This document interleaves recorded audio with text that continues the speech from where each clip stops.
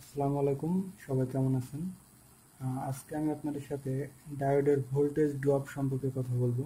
Please subscribe করুন আমাদের চ্যানেলটি, তারপর প্রেস করুন বেল বাটনটি।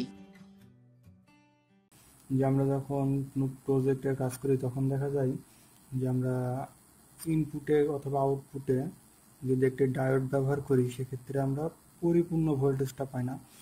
ধরা যাক একটি ডায়োডের ইনপুটে বা পজিটিভ প্রান্ত বলেন বা ইনপুট বলেন যেখানেই হোক, যে আমরা যদি 5 ভোল্ট ইউজ করি, ডায়োডের আউটপুটে দেখা যায় 5 ভোল্ট আর থাকে না, ভোল্টেজটা কিছুটা ড্রপ করে। আসলে এখানে কোন ডায়োডে কত ভোল্ট ড্রপ করে আমরা আজকে সেটা নিয়ে আলোচনা করব। তো দুই প্রকারের ডায়োড বাজারে পাওয়া যায়, একটা হচ্ছে সিলিকন ডায়োড আর একটা হচ্ছে জার্মানিয়াম ডায়োড। তো সিলিকন ডায়োডের ভোল্টেজ ড্রপ 0.7 ভোল্ট। মানে আপনি যখন কোনো প্রজেক্টে একটি সিলিকন ডায়োড ব্যবহার করবেন সেক্ষেত্রে আপনাকে ক্যালকুলেশন করার সময় অবশ্যই হিসাব করতে হবে এই ডায়োডের মধ্যে দিয়ে যত ভোল্টেজ পাস করবে আউটপুটে তার থেকে 0.7 ভোল্ট আপনি কম পাবেন। আর এটা হচ্ছে সিলিকনের ক্ষেত্রে। দ্বিতীয়টি হচ্ছে জার্মানিয়ামের ক্ষেত্রে কত হয়? জার্মানিয়ামের ক্ষেত্রে 0.3 ভোল্ট। এক কথায় বলা যায় আপনি যদি ডায়োডের ইনপুট ভোল্টেজ ধরেন যে 5 ভোল্ট, সেক্ষেত্রে আপনি আউটপুটে 5-এর থেকে 0.3 ভোল্ট কম পাবেন। আপনি 4.70 ভোল্ট পাবেন। তো চলুন শুরু করা যাক। তো এটা হচ্ছে আমাদের একটি ডায়োড। তো এটা সিলিকন ডায়োড না জার্মানিয়াম ডায়োড আমি জানি না।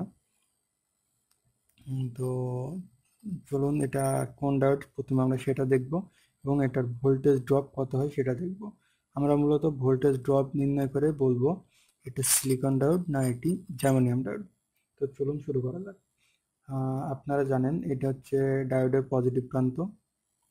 আপনারা ভালো করে খেয়াল করলে দেখতে পারবেন এটা হচ্ছে ডায়োডের পজিটিভ প্রান্ত এবং যে মাথায় সাদা দাগ দেওয়া আছে এটা হচ্ছে ডায়োডের নেগেটিভ প্রান্ত। আমরা যদি এখানে আমাদের ভোল্টেজ সোর্সের পজিটিভ প্রান্ত দিই, এখান থেকে আমরা পজিটিভ আউটপুট পাবো। তো চলুন আমরা কানেক্ট করি।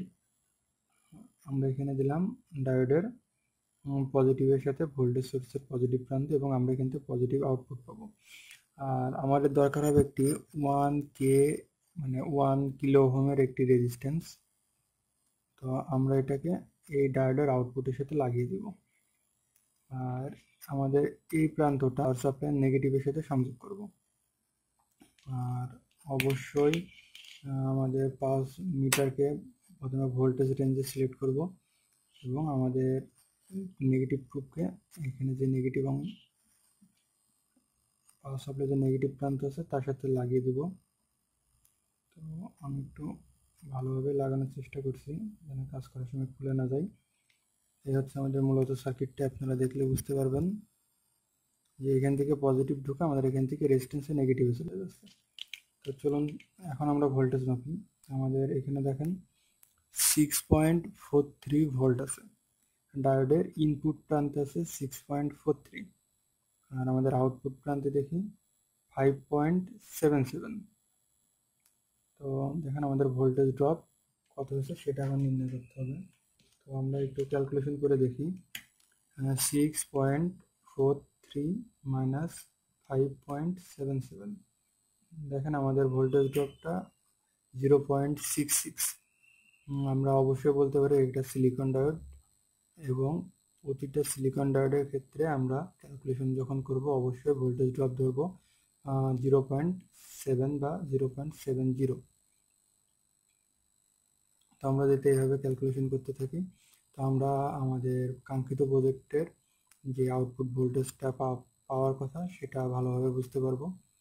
তো যাই হোক, আমরা আজকে দেখলাম যে একটি ডায়োডের ভিতর থেকে কী পরিমাণ ভোল্টেজ ড্রপ হয়। যদি ভিডিওটি ভালো লেগে থাকে তাহলে অবশ্যই একটি শেয়ার করবেন, সবাইকে দেখার সুযোগ করে দিন আর অবশ্যই আমাদের চ্যানেলটিকে সাবস্ক্রাইব করুন। ধন্যবাদ সবাইকে।